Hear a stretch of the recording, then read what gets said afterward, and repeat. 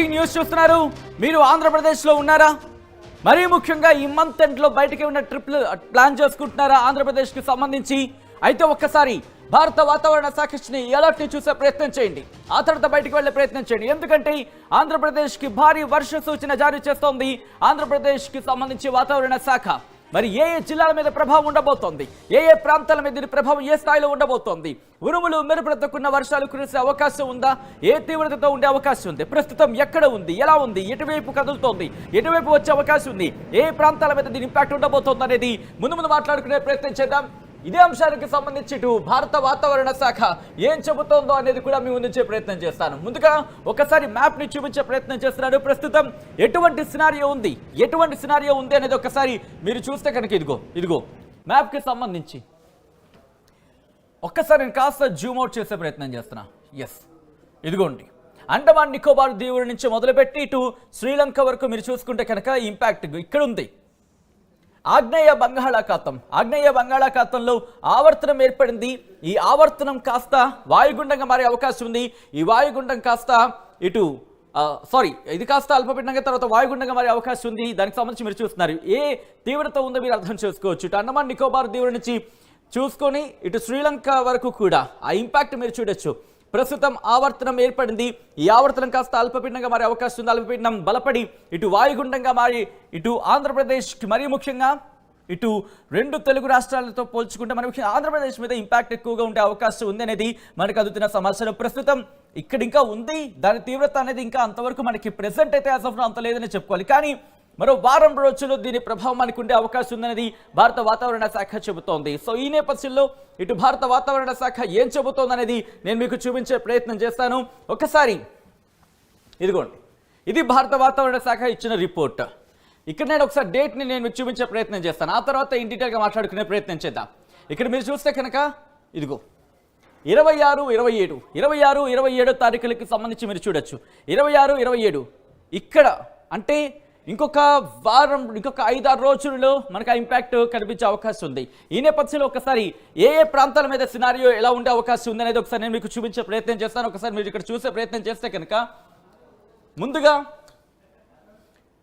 ఉత్తర కోస్తా ఆంధ్ర యానాంకి ఎటువంటి ఇంపాక్ట్ కనిపించట్లేదు as of now. ప్రస్తుతానికైతే మాత్రం ఉత్తర కోస్తా ఆంధ్ర యానాంకి సంబంధించి ఇంపాక్ట్ పెద్దగా కనిపించట్లేదు. కానీ దక్షిణ కోస్తా ఆంధ్రకు సంబంధించి మీరు చూసుకుంటే ఇటు ప్రకాశంకి సంబంధించి ఎల్లో అలర్ట్ జారీ చేస్తుంది వాతావరణ శాఖ. దాంతోపాటు నెల్లూరుకి సంబంధించి ఆరెంజ్ అలర్ట్ జారీ చేస్తుంది. ఒకసారి నేను పైకి వెళ్ళి చూపించే ప్రయత్నం చేస్తాను. ఎస్, ఇక్కడ గమనిస్తే కనుక నెల్లూరుకి ఆరెంజ్ అలర్ట్ జారీ చేస్తుంది.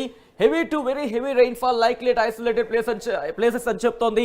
ఎట్ ద సేమ్ టైం అలాగే ప్రకాశానికి సంబంధించి చూసుకుంటే heavy rainfall likely to occur at isolated places అంటూ కూడా భారత వాతావరణ శాఖ చెబుతోంది. అంటే భారీ వర్షాలు కురిసే అవకాశం ఉందనేది భారత వాతావరణ శాఖ చెబుతోంది. ఇంతవరకు మనం కొద్ది రోజుల క్రితం చూసుకున్నాం ఎల్లో అలర్ట్ వరకు ఇచ్చిన పరిస్థితి ఉంది తప్ప ఆరెంజ్ అలర్ట్ అనేది పెద్దగా అంతగా ఇవ్వని పరిస్థితి అనేది చెప్పుకోవాలి. కానీ ఇప్పుడు నెక్స్ట్ వస్తున్న ఈ వాతావరణ మార్పులకు సంబంధించి అంటే వాయుగుండంగా మారే అవకాశం ఉందంటూ కూడా చర్చ జరుగుతోంది. అంటే 21వ తారీఖున అంటే ఈ రోజు ఆవర్తనంగా ఏర్పడే అవకాశం ఉంది బంగాళాఖాతంలో. ఆ తర్వాత ఇది 23 అల్పపీడనంగా, ఆ తర్వాత 25 నాటికి వాయుగుండంగా మారే అవకాశం ఉంది, బలపడే అవకాశం ఉంది. దాని తీవ్రతతో 26 నుంచి ఈ ప్రభావం మరింత ఎక్కువగా ఉండే అవకాశం ఉంది ఆంధ్రప్రదేశ్ వ్యాప్తంగా, మరి ముఖ్యంగా కొన్ని ప్రాంతాల్లో అయితే. ఈ నేపథ్యంలోని ఇటు రాయలసీమ మీద కూడా ఇంపాక్ట్ కనిపిస్తోంది. వైఎస్ఆర్ కడప డిస్ట్రిక్ట్, అలాగే వైఎస్ఆర్ డిస్ట్రిక్ట్, అన్నమయ్య, తిరుపతి, చిత్తూరు వీటి మీద ప్రభావం కనిపిస్తోంది. ఇటు వైఎస్ఆర్ డిస్ట్రిక్ట్కి సంబంధించి మీరు చూస్తే ఎల్లో అలర్ట్ జారీ చేస్తుంది. దాంతోపాటు అన్నమయ్య డిస్ట్రిక్ట్ కూడా ఎల్లో అలర్ట్ జారీ చేస్తుంది.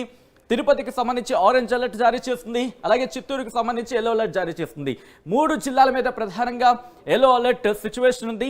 ఆ తర్వాత ఒక జిల్లా ఇప్పటికే తిరుపతికి సంబంధించి మాట్లాడుకున్నాం. తిరుపతితో పాటు నెల్లూరు, తిరుపతి నెల్లూరు ఈ 2 జిల్లాలకు సంబంధించి ఆరెంజ్ అలర్ట్ జారీ చేస్తుంది. సో ఇప్పటికే ప్రభావం చూస్తున్నాం.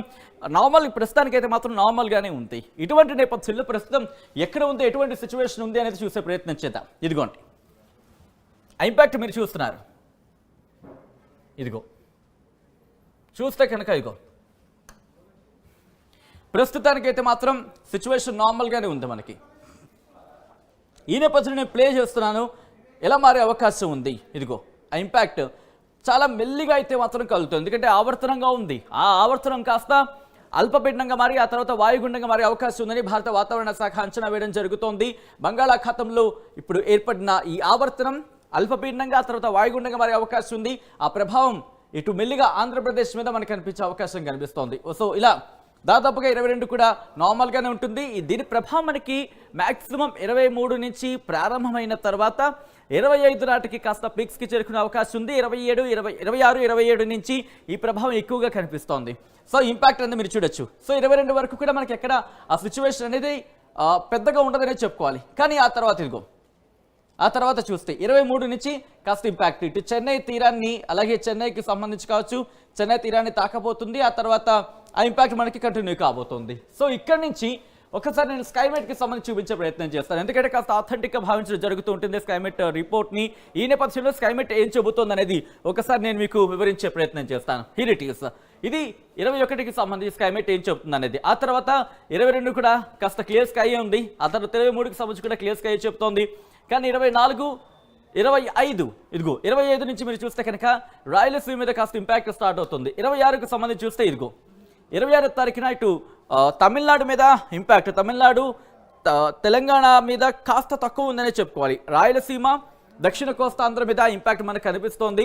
కానీ తెలంగాణకు శ్రీలంకతో పాటు తమిళనాడు మీద కూడా మనకి కాస్త ఇంపాక్ట్ అనేది కనిపిస్తోంది. దాంతోపాటు కర్ణాటకకు సంబంధించి కూడా కాస్త ఆ ఇంపాక్ట్ని మనం చూడొచ్చు. ఆ తర్వాత అంటే 27వ తారీఖున మాత్రం ఆంధ్రప్రదేశ్ మీద పూర్తి స్థాయిలో దీని ప్రభావం ఉంది.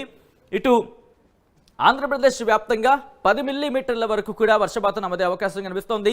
రాయలసీమలోని కొన్ని ప్రాంతాలకు 20 మిల్లీమీటర్ల వరకు కూడా వర్షపాతం నమోదే అవకాశం కనిపిస్తోంది. ఇక్కడ మీరు చూస్తే కనుక రాయలసీమకు సంబంధించి కొన్ని ప్రాంతాల్లో ఆ ఇంపాక్ట్ ఎక్కువగానే ఉంది. దాంతోపాటు 28వ తారీఖున రాయలసీమ మీద కాస్త ఇంపాక్ట్ ఎక్కువగా ఉంది కొన్ని ప్రాంతాల్లో. కానీ ఆంధ్రప్రదేశ్ వ్యాప్తంగా కాస్త తక్కువగా ఉండే అవకాశం కనిపిస్తోంది. ఇంపాక్ట్ ఉన్న చోట దాదాపుగా 20 మిల్లీమీటర్ల వరకు కూడా వర్షపాతం నమోదయ్యే అవకాశం ఉంది. ఆ తర్వాత అంటే 29న ఇటు ఆంధ్రప్రదేశ్ వ్యాప్తంగా దీని ప్రభావం కనిపిస్తోంది. అంటే దాదాపుగా 10 మిల్లీమీటర్ల వరకు వర్షపాతం అక్కడక్కడ నమోదయ్యే అవకాశం ఉంది. దాంతోపాటు కొన్ని ప్రాంతాల్లో చాలా తక్కువ చోట్ల మాత్రమే ఎల్లో కలర్ మనకు కనిపిస్తుంది. అంటే 20 మిల్లీమీటర్ల వరకు కూడా వర్షపాతం నమోదయ్యే అవకాశం ఉంది. ఆ తర్వాత అంటే 30వ తారీఖుని గమనిస్తే సిచ్యువేషన్ నార్మల్గా ఉండే అవకాశం ఉంది. కానీ తెలంగాణ మీద కూడా ఇంపాక్ట్ మనకు కనిపిస్తుంది. కాస్త మొత్తంగా అయితే 2 తెలుగు రాష్ట్రాలకు కూడా 10 మిల్లీమీటర్ల వరకు కూడా వర్షపాతం నమోదయ్యే అవకాశం ఉందని భారత వాతావరణ శాఖ అంచనా వేయడం జరుగుతోంది. ఆ తర్వాత డిసెంబర్ 1కి సంబంధించుకుని ఇంపాక్ట్ కొనసాగే అవకాశం అయితే ఉంది. సో మొత్తంగా అయితే మాత్రం రాబోయే 10 రోజుల పాటు వాతావరణ శాఖ కొన్ని కీలక సూచనలు కావచ్చు, కీలక హెచ్చరికలు కావచ్చు జారీ చేస్తుందని చెప్పుకోవాలి. ఎందుకంటే బంగాళాఖాతంలో ఇక్కడ ఆవర్తనం ఏర్పడింది. ఆ ఆవర్తనం కాస్త అల్పపీడనంగా మారే అవకాశం ఉంది. ఆ అల్పపీడనం కాస్త వాయుగుండంగా మారే అవకాశం ఉందని వాతావరణ శాఖ అంచనా వేయడం జరుగుతోంది. బలపడితే కనుక సిచ్యువేషన్స్ మారే అవకాశం ఉంటుంది. కానీ దీనికి సంబంధించి వాతావరణ శాఖ ఎప్పటికప్పుడు అలర్ట్స్ జారీ చేస్తుంది. సో మీరు కూడా ఈ అలర్ట్స్కి తగినట్టుగా వెళితే కనుక ఇష్యూస్ ఫేస్ చేసే అవకాశాలు చాలా మినిమైజ్ చేయొచ్చు, ఇష్యూస్ని మినిమైజ్ చేయొచ్చు అని చెప్పుకోవచ్చు. సో మొత్తంగా అయితే మాత్రం మీకేమనిపిస్తోంది వర్ష సూచనకు సంబంధించి? ఆ వర్ష సూచన వాతావరణ శాఖ వర్ష సూచన జారీ చేసింది. గత కొద్ది రోజుల క్రితం వర్ష సూచన జారీ చేసింది. ఇప్పుడు వర్షాలు పడే అవకాశం ఉందని వాతావరణ శాఖ చెబుతోంది. ఇప్పటికే కాస్త చలికాలం కంటే కాస్త టూర్స్ ప్లాన్ చేసుకునే అవకాశాలు చాలా మంది వెళుతూ ఉంటారు. ఈ నేపథ్యంలో ఆంధ్రప్రదేశ్కి సంబంధించి వచ్చే ప్రయత్నం చేస్తే కనుక ఈ 10 రోజులకు సంబంధించి కాస్త ఆలోచించుకోవాల్సిన సిచ్యువేషన్ ఉంది. మరి ముఖ్యంగా అన్ని ప్రాంతాల మీద కాదు, కొన్ని ప్రాంతాలకు సంబంధించి. ఎందుకంటే ఇటు కొన్ని రిపోర్ట్స్ చెప్తున్న దాని ప్రకారం 10 మిల్లీమీటర్ల వరకు వర్షపాతం నమోదయ్యే అవకాశం ఉంది. అక్కడక్కడ మరికొన్ని చోట్ల 20 మిల్లీమీటర్ల వరకు కూడా వర్షపాతం నమోదయ్యే అవకాశం ఉంది. సో మొత్తంగా ఏం జరగబోతోంది? బలపడుతుందా, బలహీనపడుతుందా? చాలా సందర్భాల్లో చూస్తూ ఉంటాం. బలపడితే కనుక ఇంత తుపానుగా మారే అవకాశం ఉంటుంది. బలహీనపడితే కనుక వాయుగుండంగా మారింది, కాస్త అల్పపీడనంగా, తర్వాత మళ్ళీ ద్రోణిగా ఆవర్తనంగానో లేకపోతే నార్మల్గా మారిపోయే అవకాశం కనిపిస్తూ ఉంటుంది. సో ఏం జరగబోతోంది, వాతావరణ శాఖ ఏం చెబుతుంది అనేది ఎప్పటికప్పుడు అప్డేట్స్ మీకు అందిస్తుంది ఆర్టీవీ.